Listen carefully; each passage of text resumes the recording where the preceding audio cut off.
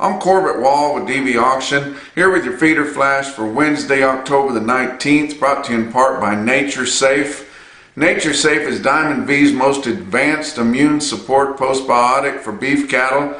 Nature Safe is a natural, non-antibiotic solution containing numerous metabolite compounds specifically formulated to optimize health and performance in your cattle.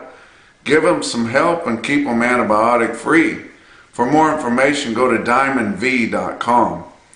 Hard frost, and much of the country received a hard frost early this week, and significant, not just 30 degrees, I mean down in the low 20s, like in the breadbasket of our country in Kansas City area there, and then all of the upper Midwest moving east from there.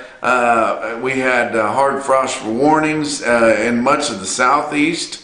It was pretty widespread there. Of course, record highs out in the west still, but it's just crazy weather. We've seen this. This is weeks ahead of schedule.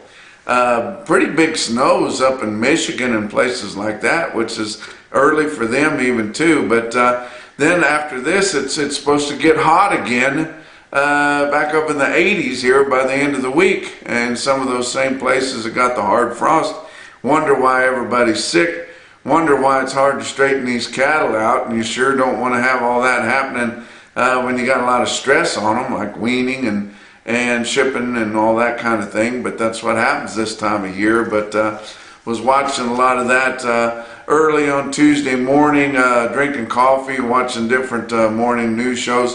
No mention of global warming. I don't understand why they don't. They talk about global warming, about all of our kind of crazy weather, whether we had heat in the middle of the summer, imagine that, whether we had hurricanes in early fall, imagine that, but now we've got an early hard frost, significantly early, no mention of global warming. I'm not sure what's happened there, but still just super dry. I talked about how bullish I am and how bullish the industry is and how bullish the data is. When you're looking at cattle numbers on our last visit, I still feel that way. One thing that's going to be kind of a hurdle in that bullishness and getting the markets to where we want, not necessarily is going to keep the prices back, but how are these producers going to be able to hang on to their cattle? And wouldn't it be frustrating if you was a producer at the end of your rope, or a cattle feeder at the end of the rope, and they can see some prices out there that would help them maintain their operation, and then can't quite get there because of horrible drought or extremely high feed costs and inputs and things like that. And that's kind of where we're at, and it seems like a lot of time that's where it's at. You get right to the breaking point before you get any better. But it is so dry, and the whole country is so dry. I just don't know any place that's really not. I did talk to a guy down in New Mexico, has a ranch down there, and said that they're just gangbusters with moisture. Had more moisture than they've ever had, and it looks fantastic down there. And good for that spot, because I sure haven't seen very many spots. But if you look at nationwide, 82% of the U.S. is in some level of drought. That's very high percentage there, 82%. That's the highest that it's ever been since they started keeping track like this, which was over 20 years ago. But it's just terrible. The Mississippi River has reached historic lows, as low as it's ever been recorded several places along the river there. You get to Memphis, you can basically walk across the mile-wide river right there at Memphis. It's 8 foot deep in some places, and sand in other places.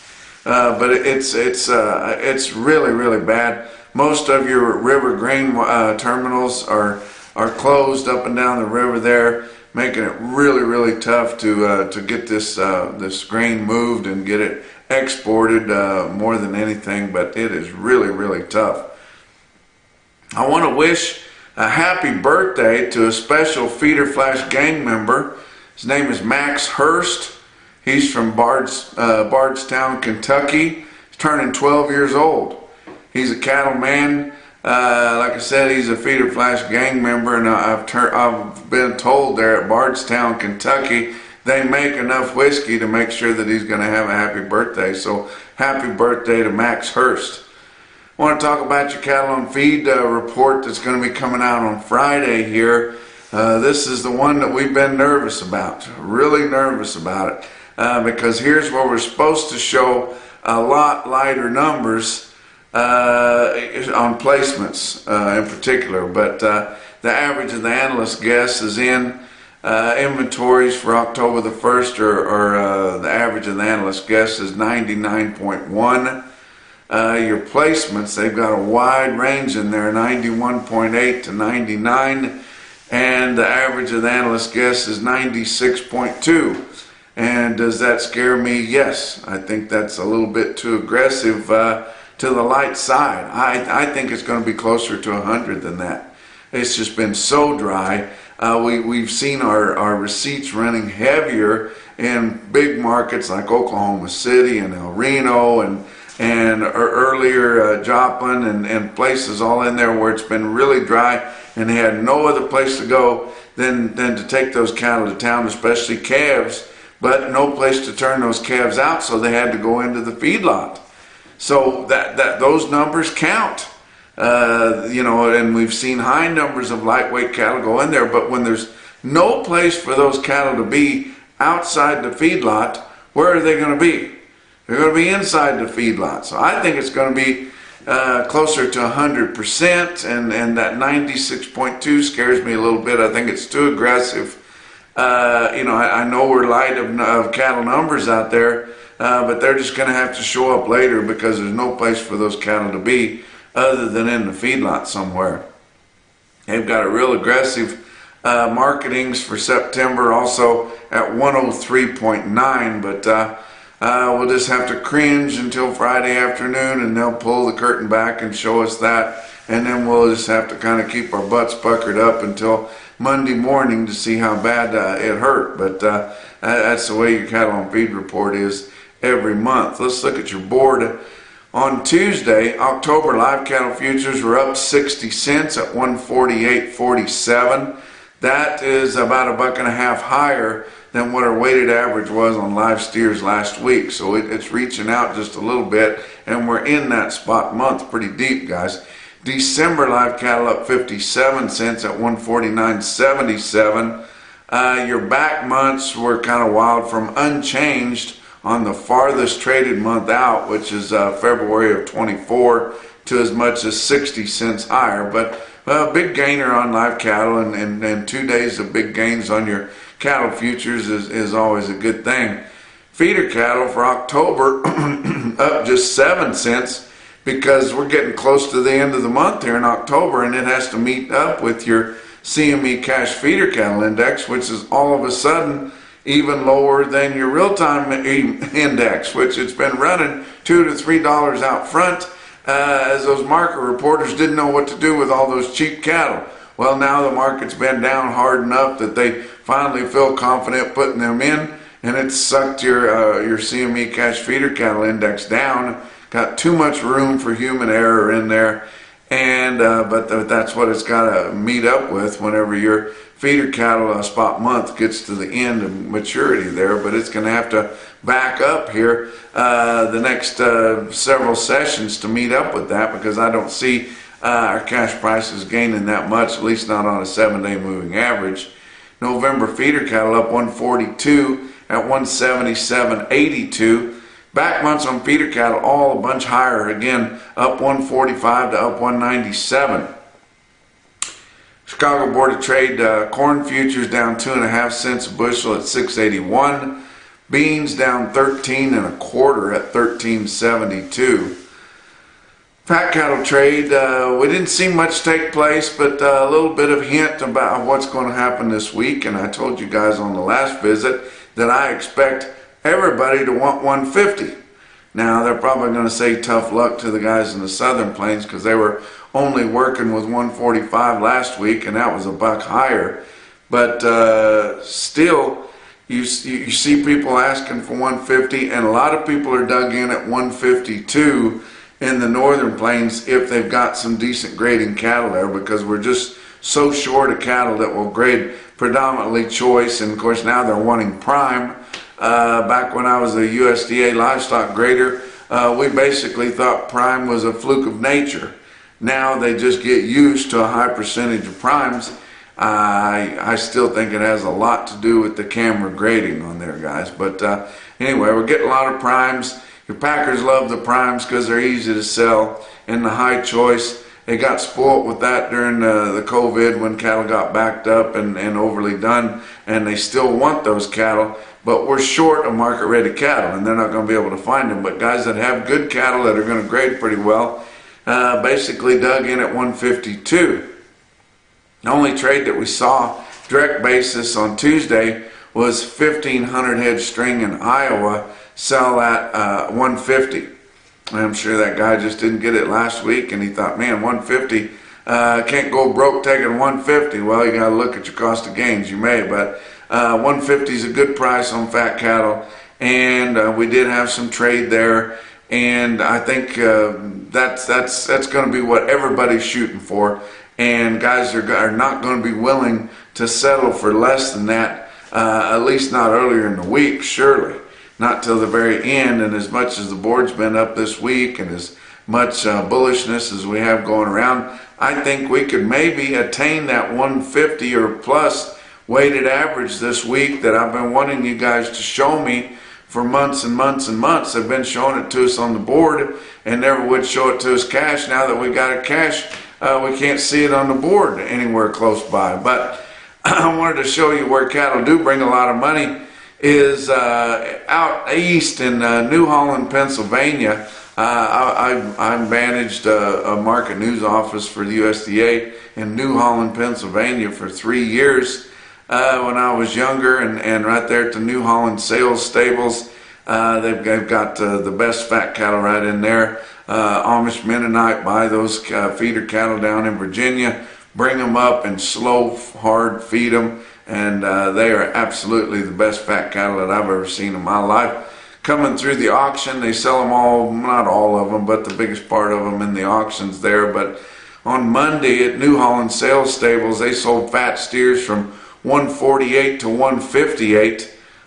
With those high choice and prime kinds, the very best ones as high as 166.